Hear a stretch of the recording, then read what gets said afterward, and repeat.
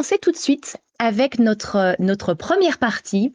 On va comprendre quels sont ces changements actuels et surtout quel est leur impact. Tout d'abord, depuis quelques années, beaucoup d'entre nous ressentent des symptômes physiques et émotionnels aussi, très intenses, que personne, y compris la médecine, ne peut expliquer. Ce qui est très perturbant. Je vais rapidement vous partager mon expérience parce que c'est toujours plus facile de parler de soi.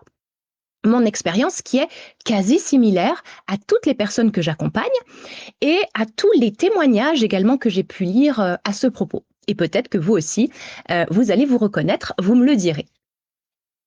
Depuis plus de 10 ans maintenant, et encore plus depuis 2019 pour ma part, j'ai des moments, c'est par vagues, où je suis prise de grosses fatigues inexpliquées, des douleurs physiques dans mes articulations, par exemple, parfois de la fièvre, des problèmes de digestion, d'inconfort, des insomnies, ça date pas d'hier, de l'anxiété, des pertes de mémoire, j'ai du mal à trouver mes mots, par exemple, de la tachycardie, mon cœur qui s'emballe d'un coup, qui me provoque des vertiges, des malaises, ça m'est beaucoup arrivé l'année dernière, par exemple, des migraines affreuses, des troubles de la vue, des acouphènes, et puis une perte de sens, je dirais même de désorientation, c'est vraiment ça. Et puis une hypersensibilité, alors déjà que je l'étais, c'était puissance 1000. Et après multiples examens médicaux, on a mis ça sur le plan moral, parce que je m'isolais de plus en plus et je supportais plus du tout le bruit, le monde, et donc on a dit que je faisais une dépression, ce qui n'était pas faux à mon sens à cette époque-là. Donc j'ai été traitée pour ça. Sauf que ces 2 dernières années, ces symptômes, ils se sont encore accentués.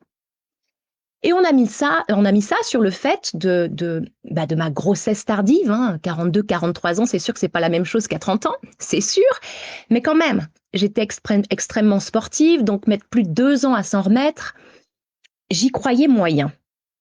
Et puis après, on m'a dit que c'était les hormones, sûrement une préménopause, ou des virus, la Covid, mais en fait, on savait pas vraiment puisque tous les tests étaient négatifs. Et puis j'en ai fait des examens médicaux, sanguins, tout. Je crois que j'ai tout fait, absolument tout. Et le résultat était toujours le même. Rien. Il n'y avait absolument rien. Et en plus, ces symptômes, ils passent comme ils viennent et ils reviennent régulièrement comme ils sont partis.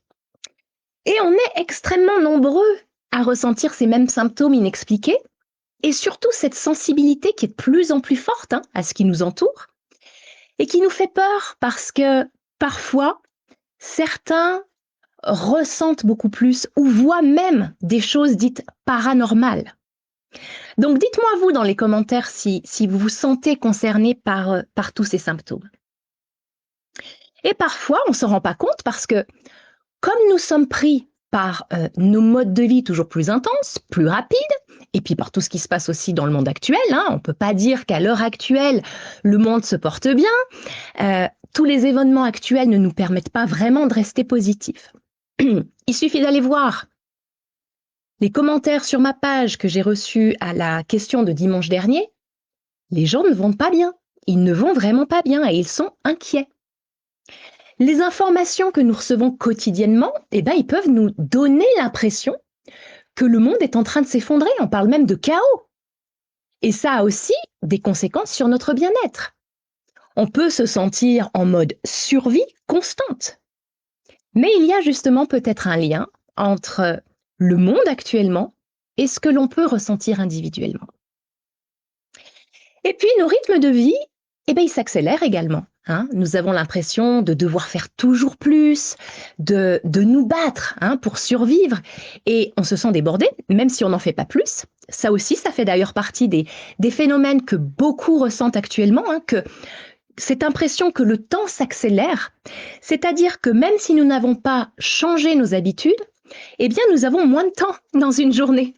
Et ça, je le remarque énormément aussi, le temps passe plus vite et ce n'est pas une question d'âge. J'ai eu cette conversation cette semaine avec une de mes clientes qui me disait « Oui, mais moi, parce que maintenant, à mon âge, c'est certainement pour ça. » Non, J'ai des personnes également de 20-25 ans qui me disent la même chose, donc ce n'est pas une question d'âge.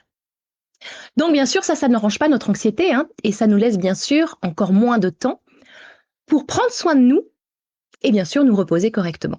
Dites-moi si vous aussi vous ressentez cette impression que le temps s'accélère. Alors suite à tout ça, en grande exploratrice que je suis, eh bien je me suis intéressée depuis ces dernières années à ces sujets et j'ai trouvé plusieurs explications possibles à tous ces phénomènes physiques mais aussi mondiaux, parce qu'il y a un lien comme je vous le disais. Alors, il y a beaucoup de possibilités, bien sûr, hein, des plus cartésiennes aux plus perchées, si je puis dire, et toutes sont intéressantes. Donc, je vais vous partager ce soir 3 points de vue différents, et c'est à vous, bien sûr, de ressentir comment ils résonnent en vous.